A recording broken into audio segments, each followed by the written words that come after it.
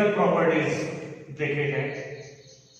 अब हम लोग देखेंगे now today we are going to discuss about a nucleophilic substitution reaction in halogen. अब ये पढ़ने के पहले थोड़ा सा आपको एक काम करना है, जो भी हमारा चैनल है उसको सब्सक्राइब कीजिए, ज्यादा से ज्यादा ये वीडियो शेयर कीजिए और लाइक कीजिए और अपने दोस्तों को भी फॉरवर्ड कीजिए ताकि वो ऑनलाइन क्लासेस का मजा ले। ठीक है। सो न्यूक्लियोफिलिक सब्स्टिट्यूशन रिएक्शन, बघा न्यूक्लियोफिलिक सब्स्टिट्यूशन रिएक्शन याच्यामध्ये सर्वप्रथम सब्स्टिट्यूशन रिएक्शन म्हणजे काय। सो सब्स्टिट्यूशन का मतलब क्या है, हम लोग बहुत बार देखते हैं, क्रिकेट में भी देखते हैं कि ये सब्स्टिट्यूट हुआ है प्लेयर के जगह, वो प्लेयर के जगह दूसरा प्लेयर सब्स्टिट्यूट हुआ है। यानी सब्स्टिट्यूट का मतलब क्या है, एखादा जो भी एटम है या ग्रुप ऑफ एटम है वो दूसरे एटम या ग्रुप ऑफ एटम के तहत क्या हो, सब्स्टिट्यूट हो, रिप्लेस हो। फिर ऐसे प्रकार के ही प्रोसेस को क्या कहेंगे, सब्स्टिट्यूशन। माने when an atom or group of atom is replaced by means of another atom or group of atom is called as a substitution reaction। अब न्यूक्लियोफिलिक सब्स्टिट्यूशन रिएक्शन का मतलब क्या है, वो जो भी एटम है या ग्रुप ऑफ एटम है वो होना चाहिए न्यूक्लियोफाइल और वो न्यूक्लियोफाइल दूसरे न्यूक्लियोफाइल के तहत रिप्लेस होना चाहिए। जैसे कि ये न्यूक्लियोफाइल को हम लोग ऐसे दर्शाते हैं NU और ये है आपका हैलो अल्केन, और ये जो बॉन्ड है कार्बन और हैलोजन ये पोलर बॉन्ड है। आपको पता है it will carry the partial negative charge, it will carry the partial positive charge. तो अल्टीमेटली ये बॉन्ड ब्रेक होने के बाद आपको क्या मिलेगा, ये जो है ये X माइनस निकल जाएगा और उसके जगह कौन आएगा आपका, यस न्यूक्लियोफाइल आएगा। इसका मतलब ये होना चाहिए ये कार्बन कार्बन और ये रहेगा आपका nucleophile। It means that so one nucleophile will get substituted by means of another nucleophile, that is the atom or group of atom that should get replaced by means of another atom or group of atom, and that is called as a substitution reaction। But when this group of atom or atom is a nucleophile, then that kind of a substitution reaction is said to be a nucleophilic substitution reaction। तो समझ में आया nucleophilic substitution reaction का मतलब क्या रहेगा कि एखादा जो न्यूक्लियोफाइल है, अब यहाँ पे नेगेटिव चार्ज कैरी करने वाला मतलब न्यूक्लियोफाइल, पॉजिटिव चार्ज कैरी करने वाला मतलब इलेक्ट्रोफाइल। तो ये इलेक्ट्रोफिलिक कार्बन हुआ, ये न्यूक्लियोफिलिक हैलाइड या हैलोजन हुआ। तो ये जो हैलोजन या ये जो हैलाइड आयन है ये एक न्यूक्लियोफाइल के जरिए सब्स्टिट्यूट हो रहा है, रिप्लेस हो रहा है, और ऐसे प्रकार के रिएक्शन को हम लोग क्या कहेंगे, न्यूक्लियोफिलिक सब्स्टिट्यूशन रिएक्शंस कहेंगे। So let us see the nucleophilic substitution reaction in haloarene, that is the arene halide.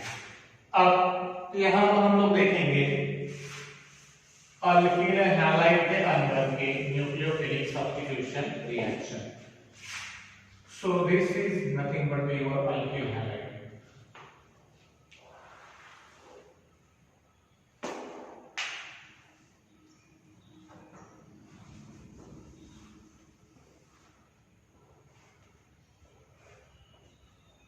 Okay। Now reaction of alkyl halide with aqueous alkali such as NaOH or KOH। NaOH मतलब sodium hydroxide जिसे हम लोग बोलते हैं caustic soda. KOH is nothing but the potassium hydroxide जिसे बोलते हैं हम लोग कॉस्टिक पोटैश। NaOH या उसकी जगह KOH दोनों क्या रहेंगे, एक्वस, और इसे क्या कहेंगे, एक करके। तो जैसे कि मैंने कहा it will carry the partial negative charge और इसे पार्शियल पॉजिटिव चार्ज। अब NaOH की बात करेंगे तो NaOH के अंदर Na के ऊपर पॉजिटिव चार्ज, OH के ऊपर नेगेटिव चार्ज। तो OH क्या हुआ आपका, न्यूक्लियोफाइल। तो जाहिर सी बात है X माइनस जो है, X माइनस जो है वो किसके जरिए रिप्लेस होगा, OH के जरिए। तो आपको प्रोडक्ट क्या मिलेगा, R bond OH plus Na की जगह X या K की जगह, यानी K के साथ X। तो this is nothing but the alcohol. So this reaction is also called as a formation of alcohol and it is also called as a hydrolysis reaction। So simple, alkali use हुआ है तो alkaline hydrolysis of alkyl halide will give the corresponding alcohol. It means that when alkyl halide is treated with an aqueous alkali such as sodium hydroxide और potassium hydroxide, it gives corresponding alcohol. तो फिर आपको question पूछेंगे, what is the action of ethyl bromide with aqueous alkali NaOH. Ethyl मतलब R के जगह C2H5, iodide का मतलब I, तो यहाँ पे भी C2H5OH और यहाँ पे I मतलब इथाइल अल्कोहल. क्या मिलेगा? Ethyl alcohol. Now reaction with sodium alkoxide NaOR dash. अब इससे भी हम लोग क्या करेंगे, हीट करेंगे. तो फिर यहाँ Na के ऊपर प्लस चार्ज, O के ऊपर नेगेटिव चार्ज, ये बॉन्ड अगर ब्रेक करते हैं तो फिर क्या मिलेगा? OR alkoxide ion will get replaced by means of a X minus, and that's why R bond OR dash and side product is again NaX, and this is nothing but the ether. ये क्या मिलेगा आपको? ether. This reaction is also called as the Williamson's synthesis. इससे फिर से हम लोग क्या कहेंगे बेटा? Williamson synthesis. So when alkyl halide is do reacted with an alcoholic solutions of sodium alkoxide, then it gives a corresponding ether. तो फिर से मिथाइल क्लोराइड अगर है तो R की जगह क्या लिखेंगे? CH3, तो ये CH3Cl, और सोडियम मिथॉक्साइड तो R की जगह फिर से R डैश की जगह CH3, यहाँ पे भी CH3, यहाँ पे भी CH3, मतलब डाइमिथाइल ईथर. ये हमें करके देखना है क्योंकि हमें अल्किल ग्रुप पता है, हम लोगों ने बहुत बार पढ़ा है इसे. ठीक है. Now next is the reactions of alkyl halide with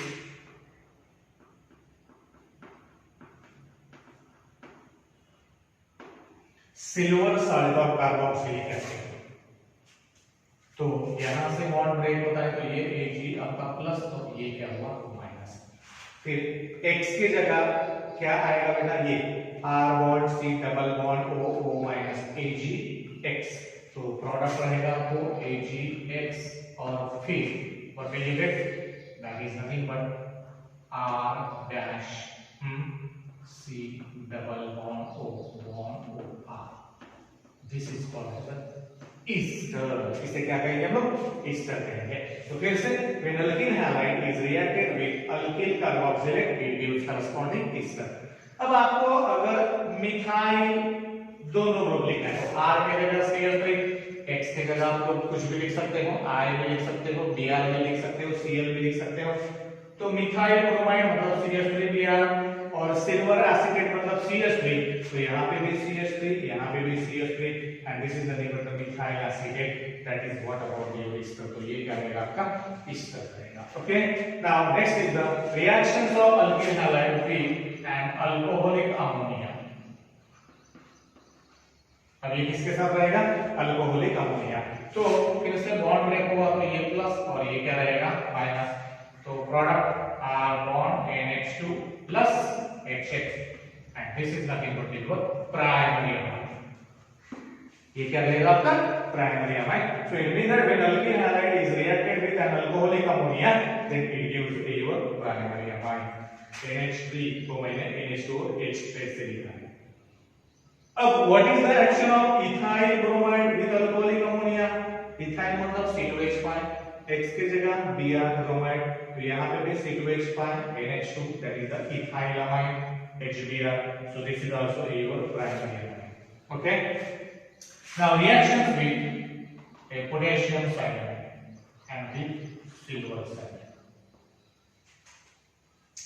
Now this potassium cyanide is a ionic compound and silver cyanide is a covalent compound.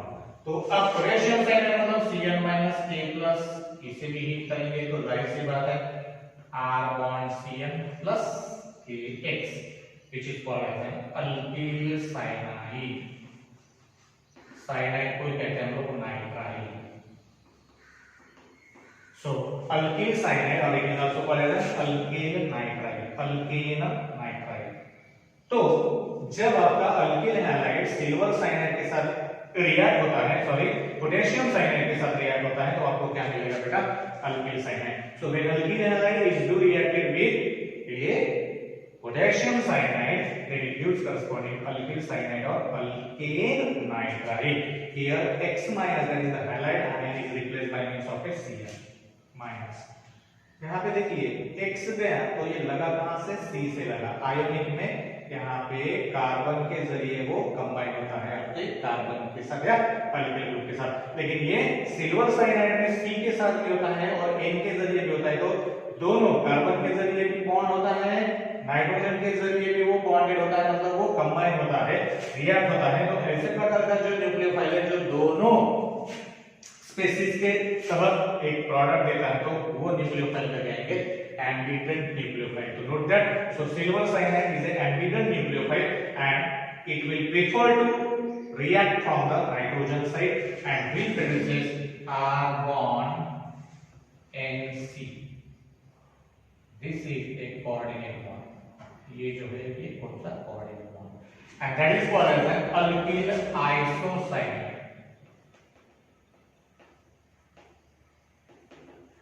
Or it is also called as an alkane isonitride. So isocyanide or isonitride. Now again, reactions of alkyl halide with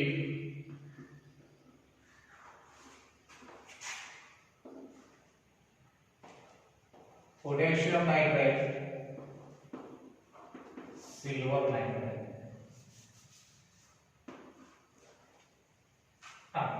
जैसे कि मैंने कहा silver के साथ कौन से side से combine हो रहा है, N, तो यहां पर भी वैसे रहेगा R bond NO2 plus AgX, that is nitrogen. ये क्या होगा, नाइट्रोजन। अब यहां पर क्या होगा बेटा, ये नाइट्रोजन के बजाय O से कंबाइन होगा, R bond O, double bond N bond O, ठीक है। So it means that, so this is nothing but your reaction. तो ये जो है R bond O नाइट्रोजन और ये oxygen, so okay, so this is what about this one, okay।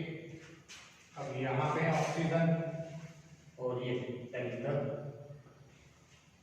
Alkyl nitrite, इसे क्या कहेंगे, अल्किल नाइट्राइट।